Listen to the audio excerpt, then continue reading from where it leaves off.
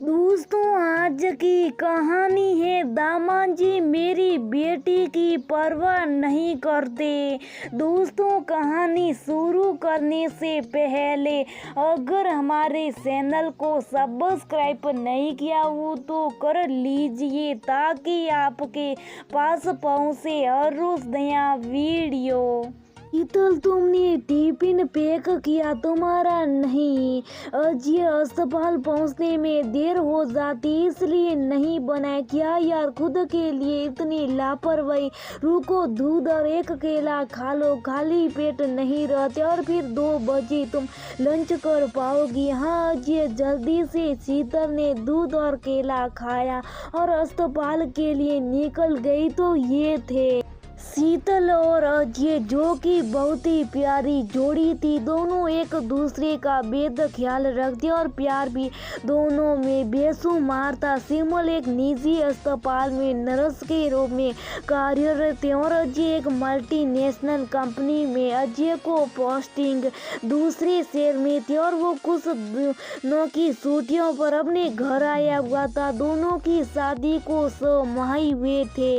इधर शीतल जितनी लगन से अस्पताल में काम करती, सबकी सेवा करती, उतना ही ध्यान घर में भी था। घर को सलीके से सजा हुआ रखना, साफ सफाई, हर काम समय पर करना उसकी आदत थी और इस समय उसकी सुबह की शिफ्ट चल रही थी।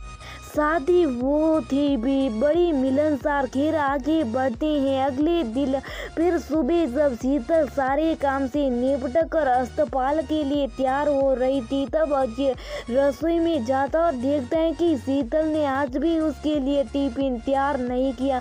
अजय ने झट से 2 पराठे बना दिए और टिफिन में शीतल की बनाई हुई सब्जी के साथ रख दिए। शीतल जैसे अस्पताल जाने लगी तभी अजय ने बड़े प्यार से उसे टिफिन देते हुए कहा, लो मैडम, आपका टिफिन। शीतल आश्चर्य से अजय को देखने लगी। तब अजय बोला, सोको मत, जाने मन, ये टिफिन मैंने तैयार किया। शीतल मुस्कुराई, फिर बोली, लेकर अजय, मुझे आदत नहीं है अस्पताल में लंच लेकर जाने की। मैं घर आकर ही लंच करती हूँ। हाँ, तुम्हें आदत नहीं है क्योंकि तुम सुबह सुबह घर का सारा काम करके अस्पताल जाना अपनी जिम्मेदारी समझते और इसी जिम्मेदारी के चलते तुम सब्जी भी बना देती हो सबके लिए, लेकिन तुम्हारे खुद के लिए पराठे से करने का समय तुम्हारे पास नहीं होता।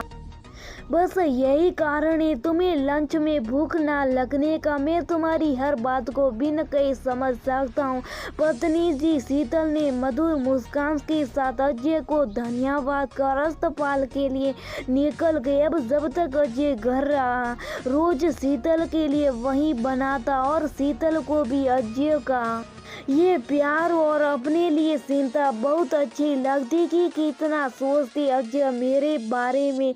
इतना अच्छा जीवन साथी पाकर वो खुद को धन्य महसूस करती।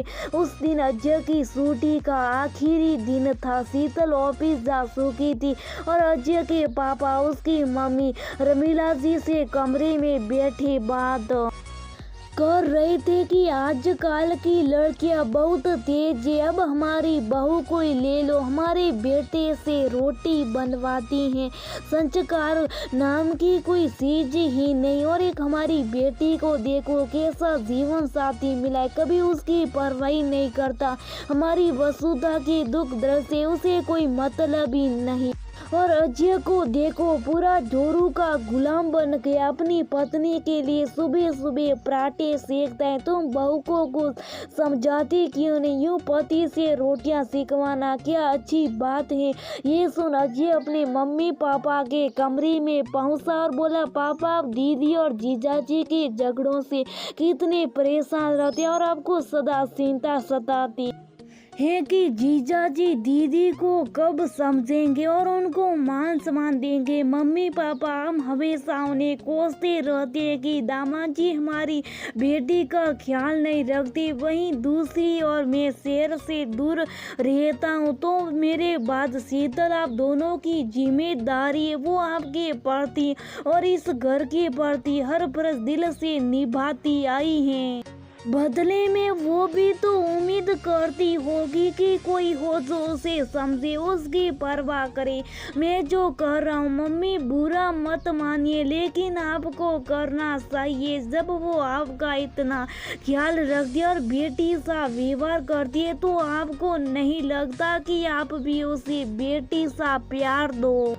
और आपको तो खुश होना चाहिए कि बेटी ना मानना सही। बेटा तो बहू तो एक दूसरे को इतना समझते और एक दूसरे की परवाह करते। माँ आपकी भी बीमार होने पर भी तो मैं खाना बनाया करता था, तब तो आप दोनों को बहुत खुशी होती थी कि बेटा अपनी जिम्मेदारी समझा है। फिर अब क्या हुआ?